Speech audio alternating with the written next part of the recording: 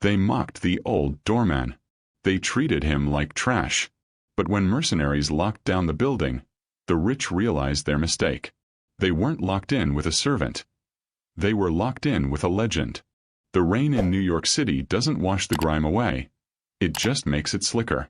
Arthur stood under the awning of the Obsidian, the city's most pretentious ultra-lounge, checking his watch.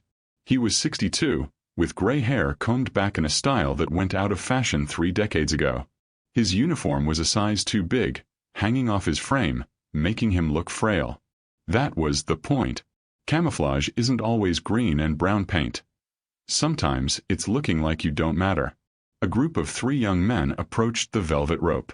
They reeked of expensive cologne and cheap tequila. They weren't on the list. When Arthur politely raised a gloved hand to pause them, the leader, a kid in a leather jacket worth more than Arthur's car, snapped. "Get out of my way, Grandpa," the kid sneered, shoving Arthur hard in the chest. It happened in the blink of an eye. The push was meant to topple Arthur, to humiliate him. Instead, Arthur's center of gravity shifted imperceptibly. He didn't stumble. His hand moved like a striking cobra, not to hit, but to manipulate. He grabbed the kid's wrist and elbow. Snap. Pop. It took exactly 3 seconds. The kid was on his knees, gasping, his arm uselessly dangling at a geometric angle that defied biology. The other 2 froze, eyes wide. Arthur didn't break a sweat. He smoothed his tie, leaned down to the groaning boy, and offered that trademark submissive smile. "Welcome to the Obsidian, sir. Please mind the step." Before the friends could react, the heavy oak doors swung open. Mr. Sterling, the club manager, a man who thought yelling constituted leadership, stormed out. He didn't see the tactical takedown. He only saw a guest on the floor. "Arthur, what the hell are you doing?" Sterling screamed, spit flying. "You're roughing up potential customers? You're a doorman, Arthur. A glorified handle. You apologize to these gentlemen immediately, or you're out on the street." Arthur looked at the weeping thug, then back at Sterling. The fire in his eyes dimmed, replaced by the dull look of a servant. "My apologies, Mr. Sterling." The gentleman tripped. "I was merely assisting." He bowed his head, accepting the humiliation, shrinking back into the scenery as the rich kid scrambled away in terror. He took the abuse. He always did. Because Arthur knew something Sterling didn't. Discipline is silent. The gala was in full swing 3 hours later. The lobby of the Obsidian was a kaleidoscope of diamonds, champagne, and fake laughter. Senators, tech moguls, and trust fund babies mingled under a chandelier that cost more than a small hospital. Arthur was stationed by the coat check, invisible again, holding a cashmere overcoat for a man who hadn't looked him in the eye once. The breach didn't start with an explosion. Pros don't use explosions unless they have to. It started with a synchronized silence. The heavy front doors, which Arthur had guarded all night, slid open. But it wasn't a guest. It was a team of 6 men moving with fluid, liquid grace. They wore tactical black, balaclavas, and carried suppressed submachine guns. There was no shouting. No get down. The 2 security guards Sterling had hired, beefy guys who spent more time flexing in the mirror than training, stepped forward. "Hey, private event, you can't." Thwip thwip. 2 rounds. Center mass. The guards dropped before their brains even registered the impact. The music kept playing for another 10 seconds, drowning out the thud of bodies hitting the marble floor. Then the screaming started. Arthur didn't scream. He didn't run. As the panic wave hit the crowd, causing a stampede toward the back exits, Arthur watched the intruders. He counted them. He analyzed their spacing, their trigger discipline, and their communication. They weren't robbing the place. They were securing a perimeter. This was a hostile takeover. "Lock it down," the leader said. His voice was gravel, amplified by a throat mic. "Kill the Wi-Fi. Jam the cell signals. No one leaves." Steel shutters slammed down over the windows. The exits were sealed with magnetic locks. The mercenaries, the Black Lotus, moved into the crowd, herding the terrifying elites like cattle into the center of the room. They were brutal, efficient, and completely in control. Arthur, unnoticed in the chaos, slipped backward into the shadows of the coat check room. He wasn't fleeing. He was flanking. He pressed his back against the cold wall, his breathing steady, his heart rate actually slowing down. Mr. Sterling was out there, sobbing on his knees, begging for his life. The tough guys were dead. The guests were hostages. The building was now a war zone. And the old man in the cheap suit was the only one who knew how to fight a war. The atmosphere in the main ballroom had shifted from celebration to suffocating terror. The Vipers had separated the men from the women, forcing everyone to their knees. The leader of the mercenaries, a man named Kruger, paced the floor. He wasn't wearing a mask anymore. He had a scar running from his ear to his jaw, and he looked at the hostages with the bored indifference of a butcher looking at livestock. "We are not here for your jewelry," Kruger announced, his voice echoing off the high ceilings. "We are here for Senator Davidson. The rest of you remain quiet, and you might survive. Make a sound, and you die." In the back corridor, behind the heavy velvet curtains of the coat check, Arthur was assessing his situation. He was trapped in the service wing. The hallway led to the kitchen and the janitorial supplies, but the heavy fire doors separating him from the lobby were now guarded by one of Kruger's men. Arthur checked his pockets. He had a master keycard, a lighter, a handkerchief, and a pen. No gun. No radio. He was 62 years old, and his joints ached when it rained. But as he stood in the dim light of the corridor, his posture changed. The slump of the servant vanished. His spine straightened. His shoulders squared. The ghost of the Royal Guard Sergeant Major he once was flickered back to life.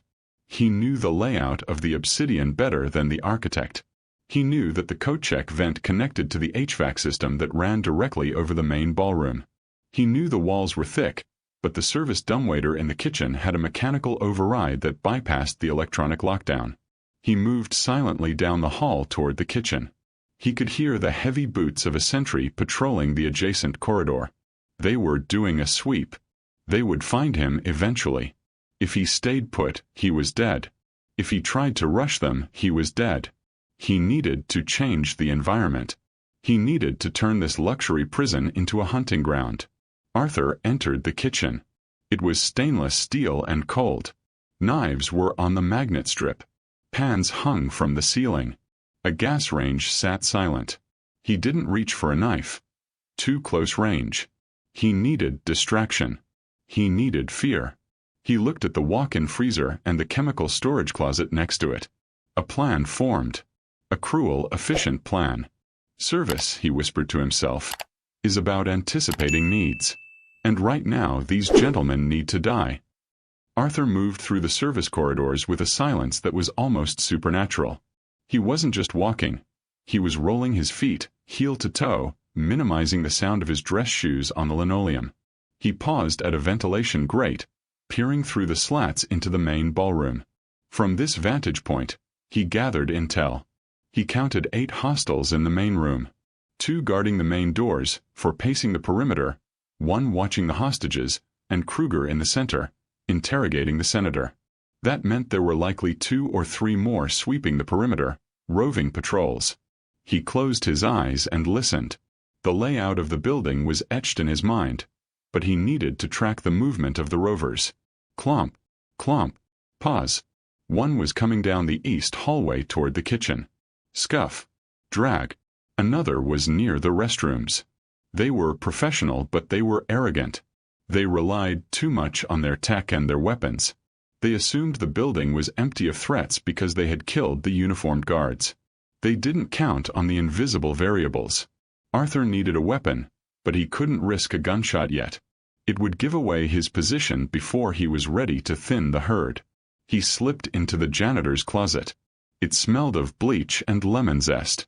His eyes scanned the shelves.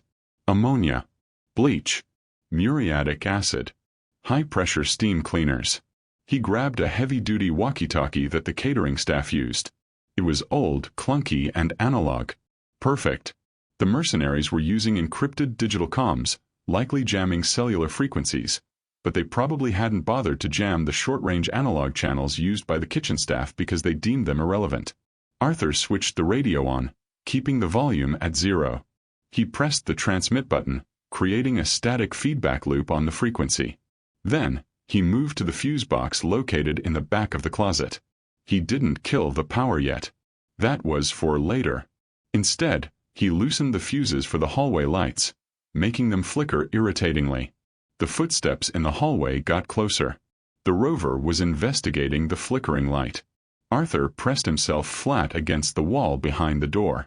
He wasn't armed with a gun, but he was armed with physics and anatomy. The door handle turned.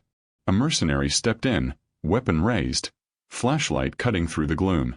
"Clear," the merc whispered into his headset. He was wrong. The mercenary stepped fully into the closet, his eyes adjusting to the darkness. He never saw Arthur. He only felt the sudden, violent compression of his windpipe. Arthur didn't grapple. He executed. He stepped out from behind the door, wrapped the cord of a heavy floor polisher around the man's neck, and pulled. He used the man's own backward momentum, driving a knee into the spine while cinching the cord tight. The mercenary thrashed, clawing at the wire, but Arthur's grip was iron. It was the grip of a man who had stood motionless for 12-hour shifts holding a heavy rifle. 10 seconds later, the man went limp. Arthur gently lowered him to the ground. He didn't celebrate. He stripped the man of his earpiece and a combat knife. He left the submachine gun. He wasn't ready to make noise yet. Now, for the others. Arthur looked at the cleaning supplies again. He grabbed a bottle of ammonia and a bottle of bleach. He found a bucket and a small portable fan. He moved to the air handling unit that fed the small security office where he knew at least one other guard would be monitoring the cameras. He set the bucket down near the intake vent. He poured the bleach in. Then, he rigged a simple pulley system with some twine and the door handle. When the next person opened the door to the security room, it would tip the ammonia into the bleach. Chloramine gas. Nasty stuff. It burns the eyes, the throat, and the lungs instantly. It creates panic. And panic makes trained men act like amateurs. He heard footsteps approaching the security room. It was the second rover. The man tried the door handle. It opened. The twine pulled. The bottle tipped. Hiss. A cloud of toxic vapor was sucked immediately into the ventilation intake. Arthur retreated down the hall, melting into the darkness. A moment later, he heard coughing, violent, retching coughing, coming from the security room. Then the door burst open, and a mercenary stumbled out, clawing at his face, eyes streaming, gasping for air that wasn't burning. Arthur stepped out of the shadows. The mercenary tried to raise his gun, but he was blind and choking. Arthur moved in close, efficient and cold. A single thrust with the stolen combat knife under the ribs, piercing the heart. "Room service," Arthur whispered. 2 down. 8 to go. In the ballroom, Kruger tapped his earpiece. "Check in, Alpha 2. Beta 1. Report. Static. Alpha 2 report." Kruger barked, his patience thinning. He looked at his lieutenant. "Go check the service wing. Someone's not answering." The lieutenant signaled 2 men to follow him. They moved tactically, sweeping the corners. They found the security room first. The smell of chlorine was still faint in the air. They saw the body of the rover, slumped against the wall. "We have a man down," the lieutenant said, his voice tense. "Stab wound. Clean. Professional." Kruger frowned. "One of the guards survived?" "Negative, boss. We verified the kills. This is something else." They found the second body in the closet, strangled with the vacuum cord. "He's using the environment," the lieutenant reported, looking around nervously. "He's hunting us." Kruger's eyes narrowed. He grabbed the senator by the collar. "Who else is in this building? Who did you hire?" "Nobody," the senator stammered. "Just the doorman. Old Arthur. That's it. A doorman." Kruger laughed, a cold, dry sound. "You're telling me my men are getting taken apart by a geriatric in a polyester suit?" Kruger keyed his mic, broadcasting to the entire team. "Listen up. We have a rat in the walls. A servant. He thinks he's a hero. Find him. Flush him out. And when you find him, don't shoot him. I want to bleed him myself. Arthur, listening via the stolen earpiece, allowed a grim smile to touch his lips. He was in the ceiling crawlspace now, looking down through a vent in the kitchen. He heard the order. They were angry now. Good. Anger makes you sloppy. Anger makes you tunnel-visioned. He shifted his weight, his old bones protesting, but his mind sharp. He wasn't just a servant anymore. He was the Queen's guard. And he was about to teach these thugs the difference between a soldier and a killer. The lights in the main ballroom suddenly died. Screams erupted from the hostages. Kruger shouted for order, his flashlight beam cutting through the sudden pitch black.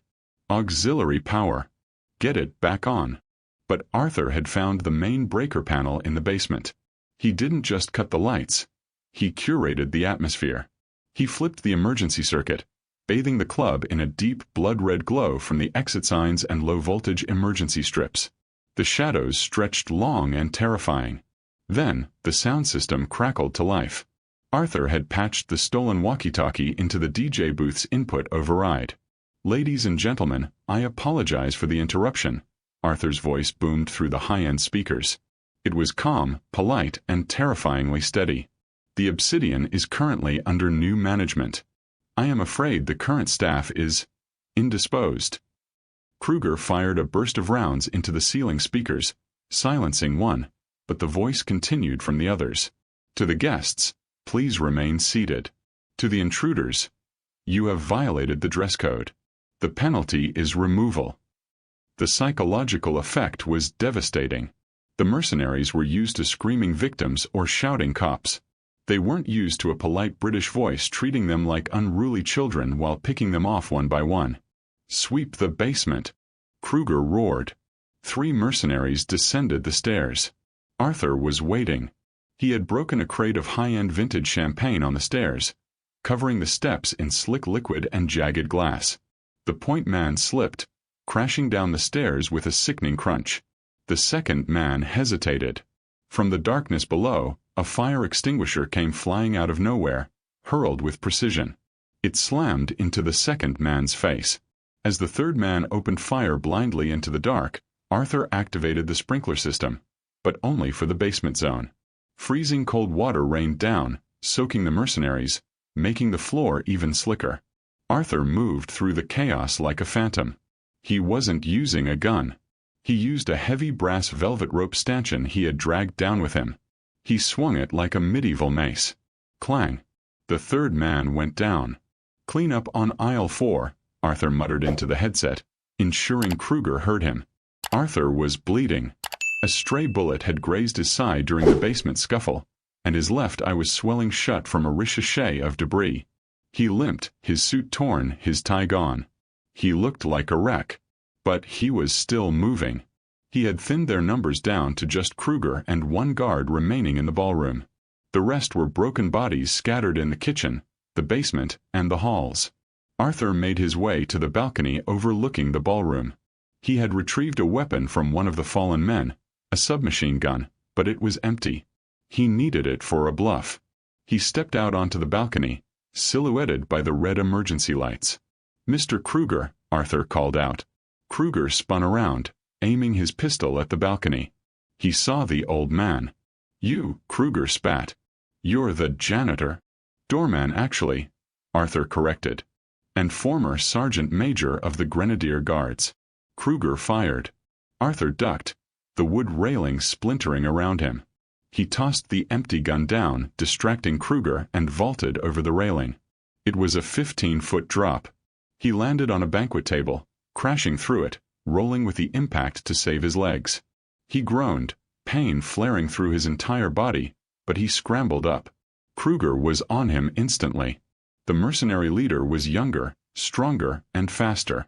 He kicked the gun away and tackled Arthur. They crashed into the bar. Bottles shattered. Kruger landed a brutal punch to Arthur's jaw, then another. Arthur tasted blood. "You die now, old man," Kruger screamed, pulling a knife. Arthur blocked the knife hand with his forearm, his strength failing. He was losing. Kruger was too strong. Arthur looked around desperately. His hand grasped a heavy crystal decanter of scotch, aged 50 years, worth $10,000. May I offer you a drink? Arthur gritted out. He smashed the heavy crystal decanter directly into Kruger's face. The glass didn't break immediately. It was thick lead crystal. It acted like a brick. Kruger's nose shattered. He reeled back, blinded by alcohol and blood. Arthur didn't stop. He grabbed a jagged shard of the now broken bottle. He didn't slash. He thrust. Precise. Lethal. The carotid artery. Kruger gurgled, clutching his neck, his eyes wide with shock. He fell to his knees, looking up at the battered doorman. Arthur stood over him, straightening his torn jacket. I'm afraid your membership has been revoked. Kruger collapsed. Silence returned to the room. 10 minutes later, the doors were breached, this time by the NYPD ESU and FBI SWAT. They stormed in with shields and rifles, screaming commands. Police! Get down! Hands! They found a room full of weeping millionaires and dead mercenaries. And in the middle of it all, sitting on a barstool, was Arthur. He was holding a bar napkin to his bleeding side, calmly drinking a glass of water. Don't shoot him! The senator screamed, standing up and waving his arms. He saved us. That man saved us. The SWAT team lowered their weapons, confused. The lead officer approached Arthur cautiously. Sir, you okay? Arthur nodded slowly. Just a bit of a mess, officer. I'll need a moment to tidy up. As the paramedics rushed in, a high-ranking military officer entered the room. General Vance, who had been coordinating the siege from outside. He pushed past the police line to see who had single-handedly dismantled a Tier 1 mercenary team. He stopped dead when he saw Arthur. The general's eyes went wide. He snapped to attention, his posture rigid. Sergeant Major Pennyworth? Arthur looked up, a weary smile on his face. General. Good to see you haven't lost the weight. The room went silent. The haughty club manager, Sterling, who had spent the entire ordeal cowering under a table, looked from the general to his trash doorman with his mouth hanging open. You know him. Sterling squeaked. Know him? The general scoffed. This man trained me. He served 3 tours in operations you don't have the clearance to know about. He's a legend. Sterling turned pale. The rich kids who had pushed Arthur earlier were huddled in a corner, looking like they wanted to disappear into the floor. They realized that the old man they had assaulted could have killed them with a teaspoon. The rain had stopped. The street outside the Obsidian was a circus of flashing blue lights and news crews. Arthur sat in the back of an ambulance, a blanket draped over his shoulders. A paramedic was stitching the cut on his forehead. The senator and a few other VIPs came over, breathless and grateful. Arthur, the senator said, extending a hand. I don't know what to say. I want to give you a reward. A check. Anything you want. Name your price. Sterling was there too, looking terrified. Arthur, buddy. You're promoted. Head of security. Double salary. No, triple. Arthur looked at the check the senator was waving. He looked at Sterling's desperate, sweating face. He stood up, letting the blanket fall. He adjusted his torn cuffs. No thank you, sir, Arthur said to the senator. Then he turned to Sterling. And Mr. Sterling? I resign. What? Why? Sterling stammered. You're a hero. I'm a doorman, Arthur said simply. And a doorman knows when it's time to close the door. He turned and walked away from the flashing lights, the cameras, and the money. He walked past the police line, merging into the dark, wet streets of New York. He wasn't rich. He wasn't famous. He was just Arthur. And as he disappeared into the night, he didn't look back. He had a job to do. But first, he needed a new suit.